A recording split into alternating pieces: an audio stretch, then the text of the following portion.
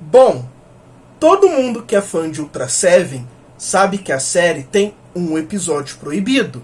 E se você acompanha os meus vídeos, você sabe que na verdade a série tem 3 episódios proibidos. E no caso, eu comentei sobre o terceiro.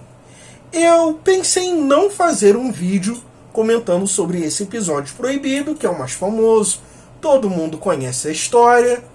Porém, eu tenho observado pela internet que parece que quem resolve comentar desse episódio em si nunca o assistiu, ou se assistiu, não pegou as nuances certas do episódio e fica aí por aí dizendo que esse episódio não tem nada demais, que é só um episódio aí de roubo de sangue, que parece mais um episódio de vampiro e que não tem nada de preconceituoso.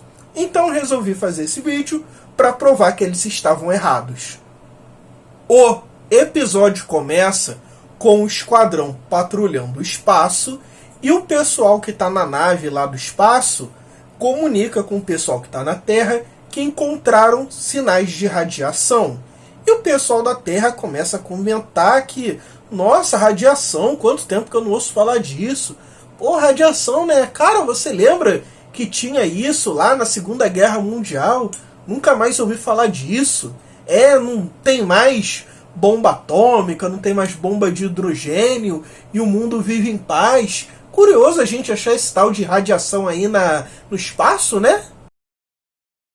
A cena seguinte é uma série de desmaios de mulheres e logo a gente descobre que elas estão com falta de glóbulos vermelhos no sangue. Se você tem alguma noção de vida, falta de glóbulos vermelhos no sangue é anemia.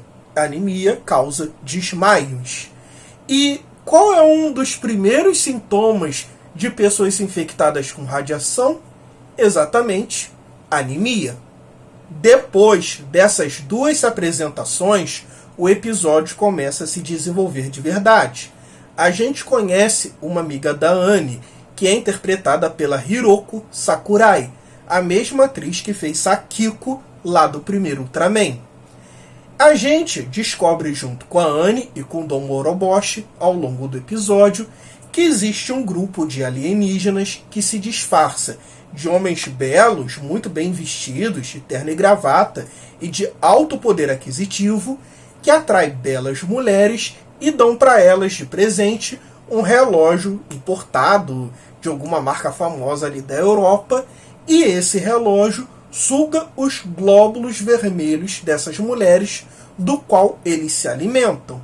Uma trama bem parecida aí, que foi tirada de um livro de RPG de vampiro lá dos anos 90. Bem, por acidente, o irmão dessa amiga da Annie usa o relógio na escola, o sangue dele é roubado, ele acaba tendo uma anemia e desmaia no colégio. Os alienígenas provam esse sangue e percebem, pô, esse sangue daqui é bem melhor do que de mulher bonita, hein? Pô, então em vez da gente ficar dando aí presente caro pra mulher, perdendo um tempão, vão reunir a criançada, tomar logo esse sangue todo dela e meter o pé daqui. Apesar do meu resumo bem chulo aqui pra vocês, na verdade esse diálogo dos alienígenas tem uma direção muito maneira. Eles estão conversando num salão escuro, com umas luzes por baixo. Lembra bastante a capa do álbum do Queen, Bohemian Rhapsody. Por sinal, eu tenho que destacar aqui a excelente direção que esse episódio tem. Se ele não tivesse sido proibido, com certeza ele seria um dos mais queridos da série Ultra Seven. Principalmente também por ter a Hiroko Sakurai, que era uma atriz muito famosa, uma atriz que mandava muito bem, que era muito gata e muito querida. Os alienígenas colocam seu plano em prática para tentar roubar mais sangue de crianças, rapidamente são descobertos, têm que se revelar e enfrentar Ultra Seven. Vale ressaltar que a luta do Spell Seijin contra Ultra Seven rima muito narrativamente com a luta do Ultra Seven com a do Metron Seijin. Isso se dá porque as duas cenas foram gravadas no mesmo episódio e várias coisas são repetidas, como o Ultra Seven e o alienígena se cruzarem no ar e a cena congelar, e o alienígena morrer sendo partido ao meio. Se você acompanha aqui o canal, você deve lembrar que no meu vídeo sobre o monstro Guiron, eu comentei que no episódio que ele aparece lá em Ultraman Guide, ele faz referência a 3 episódios do Ultra Seven. O episódio original do monstro Guiron, do Metron Seijin e desse episódio 12 que foi proibido. No caso, essa cena do Ultraman cruzando no ar com o monstro e o monstro sendo partido no meio, essas cenas são reproduzidas nesse tal episódio do Ultraman Guide.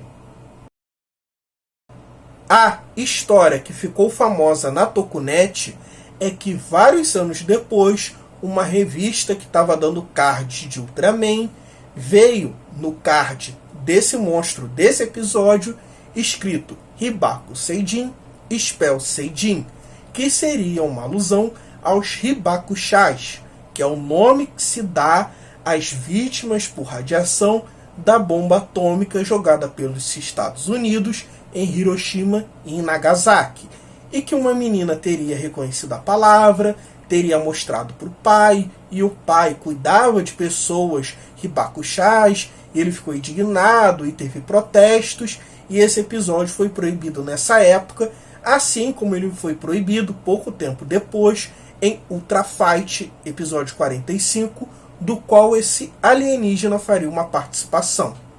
Bem, o que mais você vai encontrar Tokunet afora é gente dizendo que esse episódio não tem nada demais. É só um episódio de um alien vampiresco que suga o sangue das pessoas através do relógio. Porém, o que eu quero apresentar nesse vídeo é que a coisa não é tão simples assim. Para pensar comigo. Qual é a primeira cena do episódio? É o esquadrão lembrando a gente sobre a radiação, a bomba atômica e a bomba de hidrogênio. A gente tem que lembrar que na época o Japão era o único país do mundo que tinha sofrido as mazelas da radiação, tanto pela bomba atômica jogada pelos Estados Unidos em Hiroshima e em Nagasaki, quanto a bomba de hidrogênio, também testada pelos Estados Unidos, ali por volta da costa litorânea do Japão, e que gerou o roteiro lá do filme do Godzilla de 1954, e foi inspiração para o episódio do Guiron que eu comentei naquele outro vídeo. Também, outra coisa que a gente tem que levar em consideração é o plano dos Spell Seijin. Eles estavam atrás de glóbulos vermelhos, o que pode evidenciar que eles têm alguma deficiência disso em seu organismo.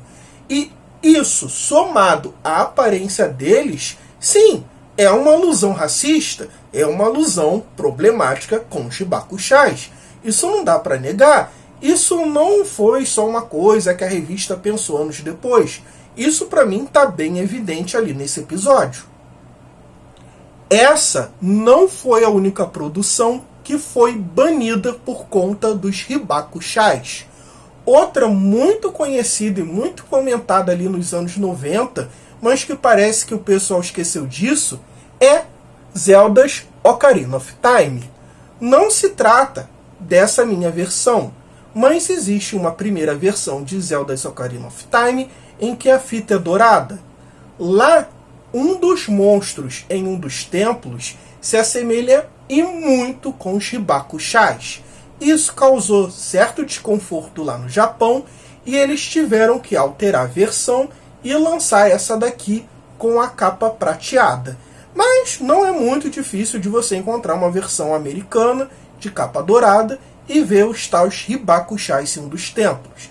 Essa versão dourada só é muito difícil mesmo de você encontrar lá no Japão. E ainda dentro do mundo dos videogames existe o 12, eu não sei falar o nome dele, desculpa, que é um personagem do Street Fighter 3. Ele é um monstro branco criado em laboratório e ele se assemelha e muito com o Spell Seijin. E não é à toa, não é uma coincidência. O character designer desse personagem já revelou que sim, ele se inspirou no Spell Seijin e que era um dos episódios favoritos dele. Bom, gente, é isso. Eu peço para vocês curtirem esse vídeo, se inscrever caso não sejam inscritos, comentar se concordam comigo, se esse episódio realmente é problemático ou se não tem nada demais. Eu vou estar deixando no comentário fixado e na descrição do vídeo um link para você assistir esse capítulo legendado. Não esqueça de compartilhar esse vídeo com 5 amigos, fãs de Ultra Seven. Não é esquema de pirâmide, é marketing multinível. Eu prometo que eu vou voltar aqui a fazer mais conteúdos sobre Ultraman com uma melhor regularidade. E é isso aí. Até a próxima.